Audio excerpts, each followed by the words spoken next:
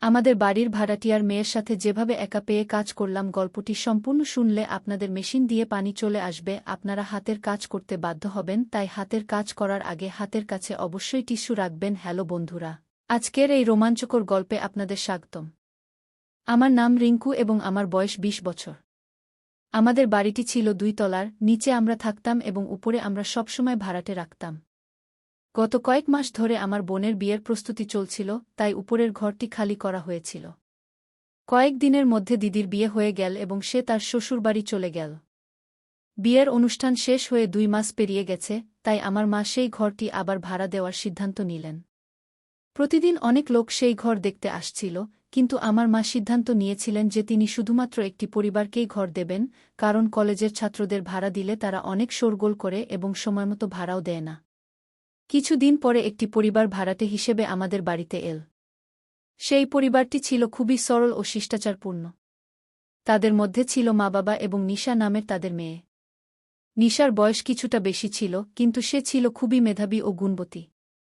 তার পড়াশোনা করে কোনো উচ্চপদে চাকরি পাওয়ার খুব ইচ্ছা ছিল, তাই সে এখনও বিয়ে করেনি। তার মা-বাবা তাকে কয়েকবার বিয়ের জন্য বলেছিলেন, কিন্তু সে সবসময় বলত, প্রথমে আমাকে একটা ভালো চাকরি পেতে দাও, তারপর আমি বিয়ের কথা ভাবব। নিশার মা-বাবাও তার স্বপ্নকে সমর্থন করতেন। নিশা সত্যিই খুব পড়ুয়া মেয়ে ছিল, সে প্রতি বছর কলেজে টপ করত। নিশা তার পড়াশোনায় এতটাই মগ্ন থাকত যে কখনো কখনো আমারও তার উপর গর্ব হতো। অন্যদিকে আমি গত ১-২ বছর ধরে পরীক্ষার প্রস্তুতি নিচ্ছিলাম। আমার গ্র্যাজুয়েশন শেষ হয়ে গিয়েছিল, কিন্তু কিছু প্রযুক্তিগত সমস্যা, বিশেষ করে ইংরেজির কারণে আমার পড়াশোনায় অনেক সমস্যা হচ্ছিল। এক সন্ধ্যায় আমি এবং আমার মা বাড়িতে বসে টিভি দেখছিলাম, এমন সময় নিশা আমাদের বাড়িতে এল। সে গত মাসের ভাড়া দিতে এসেছিল। সে আমার মায়ের হাতে ভাড়া দিল এবং চলে যেতে লাগল। এমন সময় আমার মা তাকে জিজ্ঞাসা করল, নিশা, তোমার পড়াশোনা কেমন চলছে? নিশা হেসে বলল, হ্যাঁ আন্টি, খুব ভালো চলছে। কি? তার কথা শুনে আমার মায়ের হঠাৎ একটা আইডিয়া আসল। সে বলল, নিশা, আমাদের রিঙ্কুও পরীক্ষার প্রস্তুতি নিচ্ছে, কিন্তু তার ইংরেজিতে একটু সাহায্য দরকার। তুমি যদি তাকে পড়াও, তাহলে তার খুব উপকার হবে। নিশা বলল যে রিঙ্কুকে সাহায্য করতে তার কোনো সমস্যা হবে না এবং তাকে পড়ানোর সময় তারও অনুশীলন হয়ে যাবে। আমার মা তখনই ঠিক করলেন যে আগামীকাল থেকে রিঙ্কু তার কাছে আসবে এবং সে তাকে পড়াবে। নিশা বলল, ঠিক আছে আন্টি। আর যাই হোক, আমি সারাদিন একা পড়াশোনা করি, রিঙ্কুও যদি আমার সাথে পড়ে, তাহলে আমাদের দুজনেরই উপকার হবে। পরের দিন নির্ধারিত সময় অনুযায়ী আমি কিছু বই নিয়ে নিশার কাছে গেলাম। সে ঘরে বসে পড়াশোনা করছিল, তার দরজা একটু খোলা ছিল, তাই আমি ধীরে দরজায় টোকা দিলাম। তার দৃষ্টি আমার দিকে গেল, সে তৎক্ষণাৎ উঠে হেসে বলল, আয়ো রিঙ্কু, আমি তোমারই অপেক্ষা করছিলাম। সে আমাকে বসার জন্য চেয়ার দিল। সে বলল, আমি কি জানতে পারি তুমি কতদিন ধরে প্রস্তুতি নিচ্ছ? আমি বললাম, আমি গত ১ বছর ধরে কিছু বই পড়ছি। এতে সে হেসে বলল, ঠিক আছে, কিন্তু আমাকে তোমার উপর অনেক পরিশ্রম করতে হবে। নিশা সত্যিই খুব মেধাবী ছিল, সে বিভিন্ন বিষয়ে আমাকে বিস্তারিত তথ্য দিত। তার কথা বলার এবং বোঝানোর ধরন থেকে আমি তার জ্ঞানের গভীরতা বুঝতে পারতাম। একদিন আমি তাকে বললাম, নিশা, আমার এই সব বিষয়ে খুব কম ধারণা আছে। সে বলল, তুমি চিন্তা করো না, আমি ধীরে ধীরে তোমাকে সব শিখিয়ে দেব, তারপর তুমিও আত্মবিশ্বাসের সাথে পড়াশোনা করতে পারবে। নিশা বাড়িতে একা থাকত, কারণ তার মা-বাবা দুজনেই সকালে কাজে চলে যেতেন এবং সন্ধ্যায় বাড়ি ফিরতেন। আমি সকাল, দুপুর, সন্ধ্যা বা যখনই সময় পেতাম তার বাড়িতে পড়াশোনা করতে যেতাম। এখন আমাদের মধ্যে বেশ ভালো বন্ধুত্ব হয়ে গিয়েছিল। নিশা খুব সুন্দরী ছিল, তার কালো লম্বা চুল, পাতলা কোমর এবং চাঁদের মতো উজ্জ্বল রং তাকে আরও সুন্দর করে তুলত। গলার নিচ থেকে সে এত আকর্ষণীয় ছিল যে কেউ তাকে দেখলে মুগ্ধ হয়ে যেত। সে সবসময় পাঞ্জাবি স্যুট পরত এবং দোপাট্টা ব্যবহার করে তার সৌন্দর্য আরও ফুটে উঠত। কিছু মাস পরে ব্যাংকে একটি ভালো পদে চাকরির জন্য শূন্যতা প্রকাশিত হয়েছিল, তাই আমরা দুজনেই সেই পরীক্ষার প্রস্তুতি নিতে ব্যস্ত হয়ে পড়লাম। ব্যাংকিং ক্ষেত্রের চাকরিগুলো আমার বেশি পছন্দ, তাই আমি এই সুযোগের সদ্ব্যবহার করতে চেয়েছিলাম। একদিন কিছু কাজের কারণে তার বাড়িতে পড়তে যেতে আমার দেরি হয়ে গেল। প্রায় ২টার দিকে যখন আমি উপরে গেলাম, তখন দেখলাম তার দরজা খোলা আছে। আমি দরজা খুলে দেখলাম সে ঝাড়ু দিচ্ছিল। সে ঝাড় দিতে এত ব্যস্ত ছিল যে সে আমার আসার খবরই পায়নি। সে ঝাড় দিচ্ছিল নিচু হয়ে, আর তার কাঁধে ওড়না ছিল না। যদিও আমি দেখতে চাইনি, কিন্তু হঠাৎই আমার নজর পড়ল তার সৌন্দর্যের দিকে। তাকে দেখে আমি কিছুক্ষণের জন্য স্থির হয়ে গেলাম। সেই মুহূর্তে আমি বুঝতে পারলাম যে আমার মন অন্য কোথাও নয়। আমি তাড়াতাড়ি নিজেকে সামলে নিলাম আর তাকে ডাকলাম, নিশা, আমি চলে এসেছি। তারপর তার নজর আমার দিকে এল। সে আমার দিকে তাকিয়ে বলল, আজ তো তুমি অনেক দেরি করে এসেছ। আমি হেসে জিজ্ঞাসা করলাম, তুমি দুপুরে ঝাড় দিচ্ছ কেন? সে বলল, কিছুই না, একটু ময়লা হয়ে গিয়েছিল। কিন্তু সম্ভবত তখনই তার মনে পড়ল যে সে ওড়না পড়েনি। সে তাড়াতাড়ি ঝাঁটা রেখে পিছনের ঘরে ছুটে গেল আর কিছুক্ষণের মধ্যেই ওড়না নিয়ে বেরিয়ে এল। আমি সেই মুহূর্তে একটু লজ্জা বোধ করলাম। আমি ভিতরে গিয়ে চেয়ারে বসলাম। সেও আমার সামনে এসে বসল আর আমরা দুজনেই পড়তে শুরু করলাম। আমরা আমাদের বইয়ে মন দিয়ে পড়া শুরু করলাম। দুপুরে যখনই আমরা পড়তাম সে সবসময় কিছু নাস্তা বানাত আর আমাকেও খাওয়াত। আজও সে খাবারের জন্য কিছু নিয়ে এসেছিল। 5টার দিকে সে বলল, আমার বাজার থেকে কিছু জিনিস আনতে হবে, কিন্তু খুব অলস লাগছে। আমি তাকে টিটকারি দিয়ে বললাম, তুমি আমাকে বলে দাও কি কি আনতে হবে, আমি এনে দেব। সে বলল, না, তুমি পারবে না কি? তখন আমি একটু মজা করে বললাম, আরে, এমন কি আছে যা আমি আনতে পারব না? সে হেসে বলল, তুমি থাক, আমি নিজেই যাব। আমি বললাম, ঠিক আছে, যদি তোমার অলস লাগে তাহলে আমি গাড়ি নিয়ে তোমাকে নিয়ে যাব। তুমি তাড়াতাড়ি তোমার জিনিসগুলো নিয়ে নিও আর তাড়াতাড়ি ফিরে আসবে। আমার কথা শুনে সে একটু ভাবল আর বলল, চলো, তাহলে ঠিক আছে। সন্ধ্যা 6 আমি আমার বাইক বের করে নিচে অপেক্ষা করতে লাগলাম। কিছুক্ষণ পর নিশা নিচে নেমে এল। সে টকটকে লাল রঙের একটি পাঞ্জাবি স্যুট পরেছিল। আমার নজর একবার তার উপর পড়ল এবং আটকে গেল। আমি নিজেকে সামলে নিলাম এবং গাড়ি চালু করলাম। সে বসতে যাচ্ছিল, ঠিক তখনই আমি তাকে বললাম, নিশা, তোমার দোপাট্টা ঠিক করে নাও। সে তার দোপাট্টা ঠিক করল এবং দুটি পা এদিক ওদিক করে বাইকে বসে গেল। সে আমাদের দুজনের মধ্যে কিছুটা দূরত্ব বজায় রেখেছিল। আমাদের গ্রামের রাস্তায় অনেক গর্ত ছিল এবং আমার বাইকও পুরানো ছিল, তাই আমরা অনেক ঝাঁকুনি খাচ্ছিলাম। ঝাঁকুনির কারণে কিছুক্ষণের মধ্যেই নিশা তার নরম হাত আমার কাঁধে রাখল। তার স্পর্শে আমি খুব ভালো লাগলাম, কিন্তু আমি আমার পুরো মনোযোগ বাইক চালানোর উপর কেন্দ্রীভূত রাখলাম। আমরা বাজারে পৌঁছলাম এবং সে দ্রুত তার জিনিসপত্র কেনা শুরু করল। সেখানে আমাদের বেশি সময় লাগল না এবং জিনিসপত্র কেনার পর আমরা দুজন বাড়ি ফিরতে লাগলাম।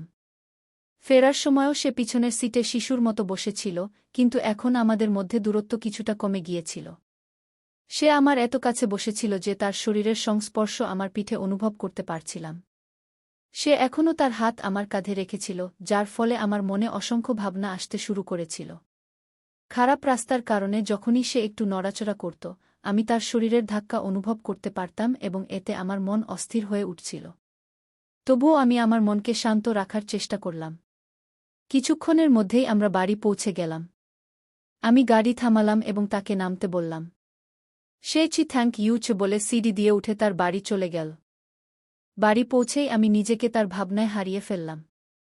আমার মনে ভাবনার ঝড় বয়ে যাচ্ছিল। আমি নিজেকে জিজ্ঞাসা করছিলাম, রিঙ্কু, তোমার কি হয়েছে? তুমি যাকে দিদি বলে ডাকো তার সম্পর্কে এভাবে কি করে ভাবতে পারো? এটা ঠিক নয়। কিন্তু মন এবং শরীর দুটোই নিয়ন্ত্রণ করা কঠিন হয়ে পড়ছিল। তবুও আমি আমার ভাবনাগুলো দমিয়ে শান্ত থাকার চেষ্টা করলাম। পরের দিন সকাল 10টায় আমি তার বাড়ি গেলাম।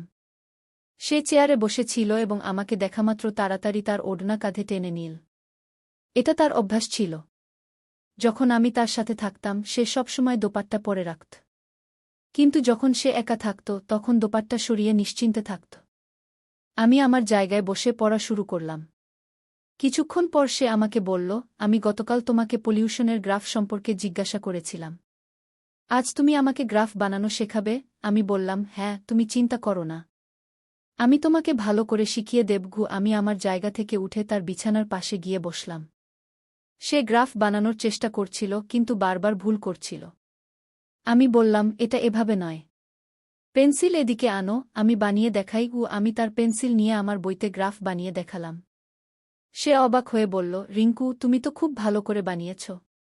আমি কতবার চেষ্টা করেছি, কিন্তু পারিনি। আমি হেসে বললাম, আমি তো তোমাকে বলেছিলাম একটু চর্চা করলে তুমিও পারবে। সে আবার বানানোর চেষ্টা করল, কিন্তু এবারও পারল না। সে কিছুটা হতাশ হয়ে আমার দিকে তাকিয়ে বলল, রিঙ্কু, আমাকে ভালো করে শেখাও না কি? তার কণ্ঠের মিষ্টতা এবং মুখের মায়াময় ভাব দেখে আমার কিছু বিশেষ অনুভূতি হল। আমি একটু হেসে বললাম, ঠিক আছে, তাহলে আমরা এভাবে করি। এখন আমি তোমার হাত ধরে শেখাব। তার সম্মতিতে আমি তার বাঁ দিকে বিছানায় বসলাম। সে দেয়ালের দিকে একটু সরে গিয়ে আমাকে আরামে বসার জায়গা দিল। আমি তার হাতে পেন্সিল দিয়ে বললাম, এখন তুমি ধীরে ধীরে হাত নাড়াও। সে তার হাত সঠিক অবস্থানে রাখল এবং আমি তার হাতে হালকাভাবে সাহায্য করে পেন্সিল চালানো শুরু করলাম। যত আমি তার হাত নাড়াচ্ছিলাম, আমার কনুই তার গলার নিচের অংশ স্পর্শ করছিল। আমি চেষ্টা করলাম যেন এমন না হয়, কিন্তু এড়ানো কঠিন ছিল। এত কিছুর পরও সে আমাকে কিছু বলল না, কিন্তু তার স্পর্শের প্রভাব আমার মনে গভীরভাবে পড়ছিল। আমি বললাম, যদি হাত খুলে দেওয়া হয় তাহলে সহজ হবে। ঠিক তখন পেন্সিলের মুখ ভেঙে গেল। আমি তার হাত থেকে আমার হাত সরিয়ে নিয়ে বললাম, একটু অপেক্ষা করো, আমি কিচেনে গিয়ে পানি খেয়ে আসি। আমি কিচেনে গিয়ে ঠান্ডা পানি খেলাম, কিন্তু পানি খাওয়ার পরও আমার হৃদস্পন্দন শান্ত হল না। তার প্রতিটি পদক্ষেপ এবং প্রতিটি আচরণের খবর আমার মনে ছিল। ঠিক তখনই রুম থেকে আওয়াজ এল, রিঙ্কু, দ্রুত এসো। এত সময় কেন লাগাচ্ছ? এটা শুনে আমি আবার তার কাছে গেলাম। সে একটি নতুন পেন্সিল নিল এবং তা ভালো করে শান দিল। আমি আবার তার হাতে আমার হাত রাখলাম এবং গ্রাফ বানানো শুরু করলাম। সে চুপ ছিল, কিন্তু তার শ্বাসের ধ্বনি স্পষ্ট শোনা যাচ্ছিল। আমি ধীরে ধীরে তার দিকে তাকালাম এবং দেখলাম সে তার চোখ বন্ধ করে রেখেছে। আমি তাকে জিজ্ঞাসা করলাম, কি হয়েছে? তুমি চোখ বন্ধ করে রেখেছ কেন? তোমার ঘুম পাচ্ছে নাকি? সে চমকে উঠে চোখ খুলে বলল, সরি রিঙ্কু, আমার মন অন্য কোথাও চলে গিয়েছিল। আমি আবার তার হাত ধরলাম, কিন্তু এবার আমার মন আরও অন্যদিকে ছুটছিল। আমার আঙুলগুলি হালকাভাবে তার আঙুল স্পর্শ করল এবং অজান্তেই আমি আমার আঙুলগুলি তার আঙুলের মধ্যে জড়িয়ে দিলাম। সে কিছু বলল না, কিন্তু তার মুখের অভিব্যক্তি থেকে বোঝা যাচ্ছিল যে সে এই অনুভূতি উপভোগ করছে। তার শ্বাসের গতি বেড়ে গিয়েছিল এবং তার হালকা কাঁপুনি আমি স্পষ্ট দেখতে পাচ্ছিলাম। আমি এখন আমার আঙুলগুলি নাড়াচাড়া শুরু করেছিলাম। তার চোখে হালকা উদ্বেগ এবং অজানা আকর্ষণ দেখা যাচ্ছিল। সে মৃদু কণ্ঠে বলল, রিঙ্কু, দয়া করে এমন করো না। তার কথায় কিছুটা বিভ্রান্তি ছিল, কিন্তু তার চোখে ছিল এক ভিন্ন অনুভূতি। ঠিক তখনই সে আমাকে তার দিকে টেনে নিল। তার এই আচরণে আমি কিছুটা বিব্রত বোধ করলাম, কিন্তু তার চোখের সেই অনুভূতি আমাকে থামতে দিল না। সেই মুহূর্তে আমরা দুজন একে অপরের মধ্যে এমনভাবে হারিয়ে গিয়েছিলাম যেন সমস্ত অতীত পিছনে পড়ে আছে এবং আমরা শুধু সেই মুহূর্তেই বেঁচে আছি। ঠিক তখনই আমার নজর পড়ল খোলা জানালার দিকে। আমি ধীরে ধীরে তাকে বললাম, জানালা খোলা আছে, আগে এটি বন্ধ করো। সে হালকা হেসে বলল, তোমার এখনও জানালায় দেখা যাচ্ছে। তার চোখে আমি ভালোবাসা দেখতে পাচ্ছিলাম। বাইরে তীব্র বাতাস বইছিল, কিন্তু সেই ঘরে আমাদের মধ্যে অনুভূতির ঝড় বয়ে যাচ্ছিল। কিছুক্ষণ পরে যখন আমি সচেতন হলাম, আমি খুব লজ্জা পেতে শুরু করলাম। যা কিছু ঘটেছিল তা আমার মনকে গুলিয়ে দিয়েছিল। নিশা নিঃশব্দে সেখান থেকে উঠে পড়ল এবং রান্নাঘরে ছুটে গেল। তার আচরণ থেকে বোঝা যাচ্ছিল যে সেও কিছুটা বিব্রত বোধ করছে। আমি কিছুক্ষণ সেখানে দাঁড়িয়ে থাকলাম। আমি নিজেকে সংযত করতে অনেক চেষ্টা করলাম এবং কিছু না বলে আমার বই সেখানেই রেখে বাড়ির দিকে ছুটে গেলাম। যখন আমি বাড়ি পৌঁছলাম, মা বাথরুমে কাপড় ধুচ্ছিলেন। নলের জল পুরো বাড়িতে প্রতিধ্বনিত হচ্ছিল। আমি সরাসরি শোয়ার ঘরে গেলাম। বিছানায় শুয়ে ছাদের লাগানো ঘূর্ণায়মান পাখার দিকে তাকালাম। পাখা যেমন গোল গোল ঘুরছিল, তেমনি আমার চিন্তাগুলিও ঘুরছিল। আমি অজান্তেই চোখ বন্ধ করলাম এবং কিছুক্ষণ পরে ঘুমিয়ে পড়লাম। কয়েক ঘণ্টা পরে যখন আমি জেগে উঠলাম, বাইরে অন্ধকার হয়ে গিয়েছিল। আমার মনে আবার নিশার কথা আসতে শুরু করল। সে কি অনুভব করেছিল? সে কি খারাপ লাগছে? আমি সব কিছুর দোষ নিজের উপর চাপাচ্ছিলাম। তার নির্দোষ মুখ এবং শান্ত অভিব্যক্তি বারবার আমার মনে আসতে লাগল। ঠিক তখনই মায়ের কণ্ঠ শোনা গেল, বেটা, আর কতক্ষণ ঘুমাবে? সন্ধ্যা হয়ে গেছে। আমি হঠাৎ করে উঠে পড়লাম এবং পরের ঘরে চলে গেলাম। মা বললেন, কি হয়েছে? তুমি এতক্ষণ কেন ঘুমাচ্ছিলে? গত রাতে ঘুম আসেনি নাকি? আমি ইচ্ছাকৃতভাবে হেসে বললাম, হ্যাঁ মা, গত রাতে ভালো ঘুম হয়নি, তাই দিনে ঘুমিয়ে নিলাম। পরের দুদিন আমি নিশার বাড়ি যাইনি এবং সেও আমাকে ডাকেনি। আগে যখনই আমি তার বাড়ি যেতাম না, সে সবসময় আমাকে ডাকত। কিন্তু এবার সে চুপ ছিল। এসব কিছু আমাকে খুবই বিচলিত করছিল। আমি আমার বেশিরভাগ সময় বাড়িতেই কাটাচ্ছিলাম। মা একবার জিজ্ঞাসা করলেন, কি হয়েছে? দুদিন ধরে তুমি পড়াশোনা করতে নিশার কাছে যাচ্ছ না? আমি শুধু কোনো অজুহাতে তাকে শান্ত করলাম। তৃতীয় দিন সকালে আমি বাগানে গাছপালাকে জল দিচ্ছিলাম, তখন অজান্তেই আমার নজর উপরের তলায় পড়ল। নিশা সেখানেই দাঁড়িয়ে ছিল এবং তারও নজর আমার দিকে ছিল। কিন্তু আমাকে দেখামাত্র সে তাড়াতাড়ি নজর সরিয়ে নিল। কিছুক্ষণ পরে আমি আবার তাকালাম, সে এখনও সেখানেই দাঁড়িয়ে ছিল, কিন্তু এবার তার নজর আমার দিকে ছিল না। ঠিক তখনই আমার মা বাইরে বেরিয়ে এলেন এবং তার নজর নিশার উপর পড়ল। তিনি নিশাকে বললেন, কি ব্যাপার নিশা? দুদিন ধরে পড়াশোনা বন্ধ? মনে হচ্ছে কোনো সমস্যা আছে। নিশা সংকোচে বলল, না আন্টি, পরীক্ষা কাছে আসছে তাই পড়ছি। আর রিঙ্কু বলে তার মাথা ব্যথা করছে, তাই সে আসেনি। খিমা আমার দিকে ফিরে জিজ্ঞাসা করলেন, কি হয়েছে তোমার? তুমি আমাকে কিছু বলনি কেন? আমি দ্রুত উত্তর দিলাম, হ্যাঁ মা, একটু মাথা ব্যথা করছিল, কিন্তু এখন ঠিক আছে। তারপর আমি নিশার দিকে তাকিয়ে বললাম, আজ আমি পড়তে আসব। সে ধীরে ধীরে বলল, ঠিক আছে। কিছুক্ষণ পরে আমি আমার বই নিতে ব্যাগ খুললাম। তখন মনে পড়ল যে আমার বইগুলি নিশার কাছেই পড়ে আছে। তাই আমি ইচ্ছাকৃতভাবে এমন একটি বই নিলাম যা খুব কাজের ছিল না। সেটি হাতে নিয়ে নিশার বাড়ি যাওয়ার জন্য সিঁড়ি বেয়ে উঠতে লাগলাম। নিশা যেমন সবসময় তার পড়াশোনা করছিল, আমি শান্তভাবে বসে রইলাম। আমি তার দিকে তাকালাম এবং বললাম, নিশা গু। কিন্তু সে তখনও তার পড়ালেখায় ব্যস্ত ছিল। আমি আবার ডাকলাম, হ্যাঁ বলো রিঙ্কু, কি কথা? আমি কিছুটা নার্ভাস হয়ে বললাম, সেদিন যা হয়েছিল তার জন্য আমি দুঃখিত। নিশা হালকা হাসি দিয়ে বলল, কোনো কথা নেই রিঙ্কু। তুমি সে বিষয়ে বেশি ভেবো না। যা হবার তা হয়ে গেছে। এখন সব ভুলে পড়ায় মন দাও। নিশার এই বুদ্ধিমত্তা আমাকে খুবই হালকা করে দিল এবং এতে তার প্রতি আমার সম্মান আরও বেড়ে গেল। আমি চুপচাপ পড়া শুরু করলাম। কিছুক্ষণ পর সে বলল, রিঙ্কু, তুমি সে বিষয়ে বেশি ভেবা না। আগামী মাসে আমাদের পরীক্ষা দিতে হবে। এখন শুধু নিজের পড়ায় মন দাও। এবার আমাদের পাস করতে হবে। এরপর আমরা দুজনেই সত্যিই মন দিয়ে পড়া শুরু করলাম। সে আমাকে সবভাবে সাহায্য করত এবং উৎসাহ দিত। কিন্তু আমার মনে তার প্রতি অনুভূতি বাড়তেই থাকল। সে আমার খুব পছন্দ হয়ে গেল। পরীক্ষার আর মাত্র 7 দিন বাকি ছিল। সেদিন আমি নিশার কাছে গেলাম এবং সাথে একটি গোলাপ ফুল নিয়ে গেলাম। পড়ার সময় আমি অনেক ভেবেছি যে তাকে ফুল দেব কিনা। শেষে সাহস করে আমি তাকে গোলাপ ফুল দিলাম। সে নিচে তাকিয়েছিল, কিন্তু যখন সে আমার হাতে গোলাপ দেখল, তার মুখে হালকা হাসি ফুটে উঠল। সে হেসে বলল, থ্যাংক ইউ, এবং আমার হাত থেকে ফুল নিল। তার প্রতিক্রিয়া দেখে আমার আত্মবিশ্বাস বেড়ে গেল। আমি সাহস করে বললাম, নিশা, আমি তোমাকে কিছু বলতে চাই। আমি বয়সে তোমার থেকে কিছু বছর ছোট, কিন্তু তুমি আমার খুব পছন্দ হয়ে গেছ। নিশা কিছুক্ষণ ভেবে শান্ত স্বরে বলল, রিঙ্কু, আমিও তোমাকে পছন্দ করি। এ কথা শুনে আমার হৃদয় আনন্দে ভরে গেল। আমি নিজেকে সপ্তম আকাশে অনুভব করছিলাম। আমি আনন্দে নিশাকে জড়িয়ে ধরলাম। কিন্তু নিশা তাৎক্ষণিকভাবে গম্ভীর হয়ে বলল, রিঙ্কু, আমাদের এখন পরীক্ষা নিয়ে চিন্তা করা উচিত। পড়ালেখা শেষ হলে আমরা আবার এই বিষয়টি নিয়ে আলোচনা করতে পারি।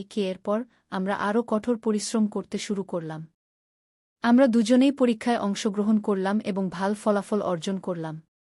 কয়েকদিন পরে আমাদের পরিবারগুলো উভয়ই ভর্তি হওয়ার কনফার্মেশন পেল। আমাদের মা বাবা খুব খুশি ছিলেন। আমার বাবা বললেন, নিশাকে ধন্যবাদ জানাতে হবে। যদি সে না থাকত, তাহলে তুমি এমন ভালো ফলাফল করতে পারতে না। এই সময় আমার মা একটানা মজা করে বললেন, তিনি আর কেউ নন, নিশা আমাদের বাড়ির বউ হবে আর রিঙ্কু তার স্বামী হবে। তোমরা কেন তাকে দিদি ডাকছ?